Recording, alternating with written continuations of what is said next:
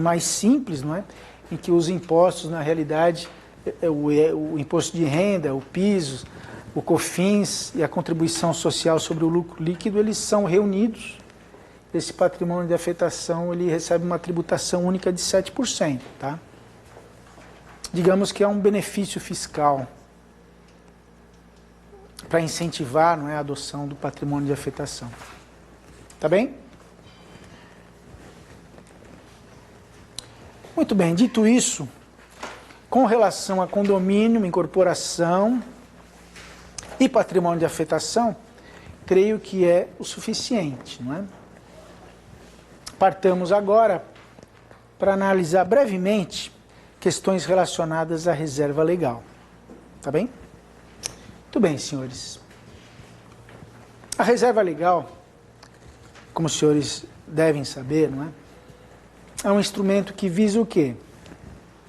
O legislador, na realidade, quando criou a reserva legal, ele buscou conciliar valores constitucionais que possuem muitas vezes situações de conflito, né?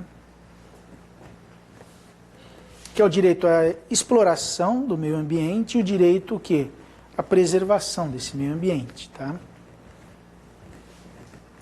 Essa foi a finalidade básica da criação da reserva legal, que foi criada sob a vigência do Código Florestal anterior, Lei 4771, e que é uma área de vegetação nativa, né, da área rural.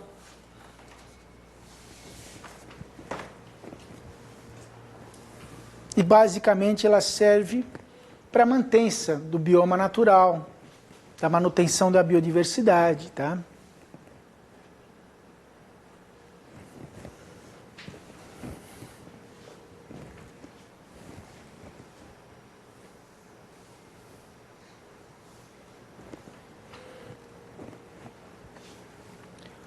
O atual Código Florestal, que é a Lei 12.651 de 2012, ela realizou uma alteração substancial no que diz respeito à reserva legal relacionado ao registro imobiliário. Por quê? Porque no Código Revogado havia a expressa menção, não é, de que a reserva legal deveria ser averbada na matrícula imobiliária. E era uma exigência cumprida à risca, não é, pelos oficiais de registro.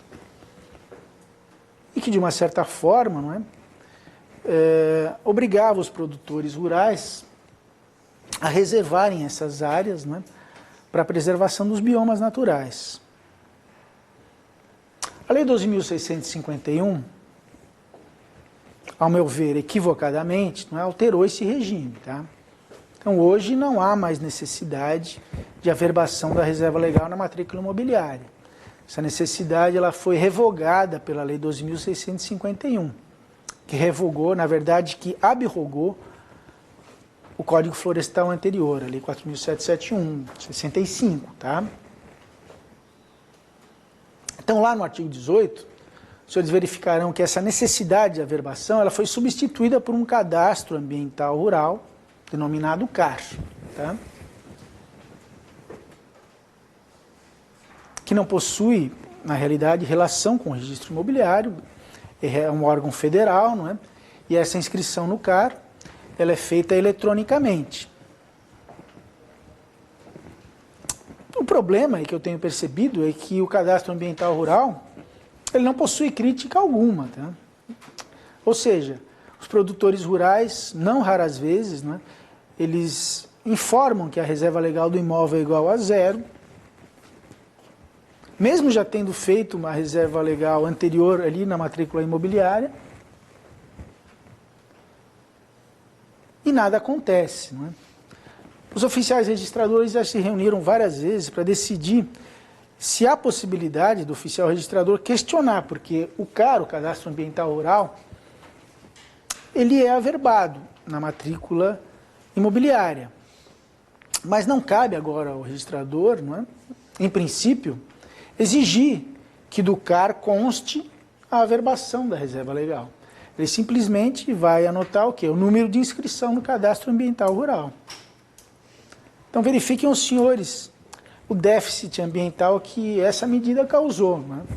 Ou seja, o órgão responsável pela verificação dessas reservas legais simplesmente admite as informações fornecidas pelo produtor rural, não possui crítica, não é?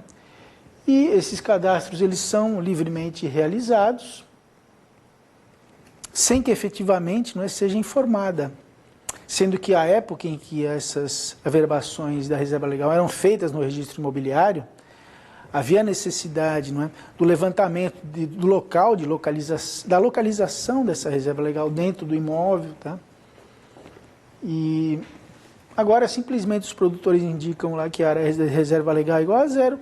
Essa informação é aceita pelo sistema do CAR e que eu saiba, não é, não existe qualquer outra atitude em relação a isso, tá?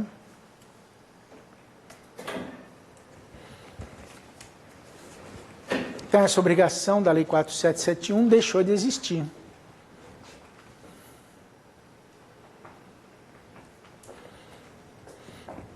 Então, o registro no CAR, tá, pelo artigo 18, ele, na realidade, dispensa, não é, a averbação no cartório de registro imobiliário.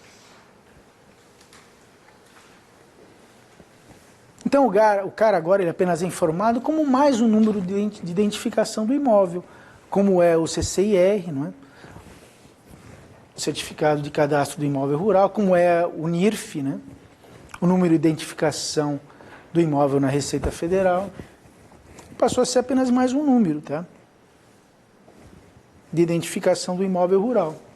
Sendo que o órgão responsável pela verificação da existência da reserva legal nesses imóveis rurais, que eu saiba, não tem cumprido essa exigência, tá? Aqui em Santa Catarina, nós temos uma circular, não é, da Corregedoria, que afirma que essa averbação da reserva legal ainda pode ser feita, mas de forma facultativa, tá? Se houver um pedido expresso por parte do interessado, tá?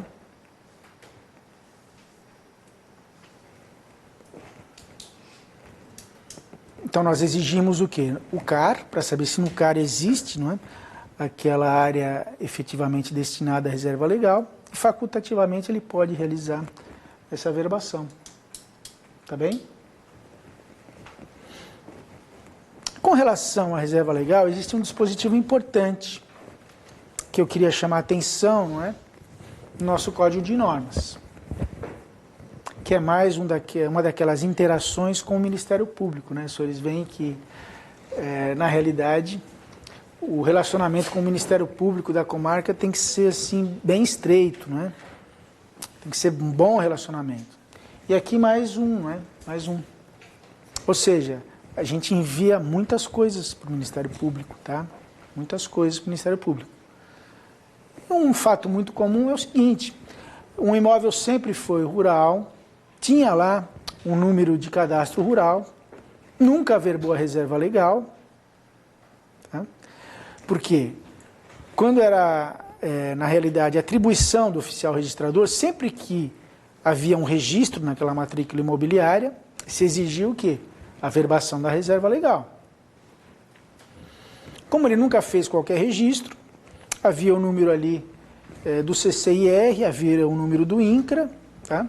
Esse número, na realidade, depois ele foi, por meio de um pedido que se faz ao INCRA, não é?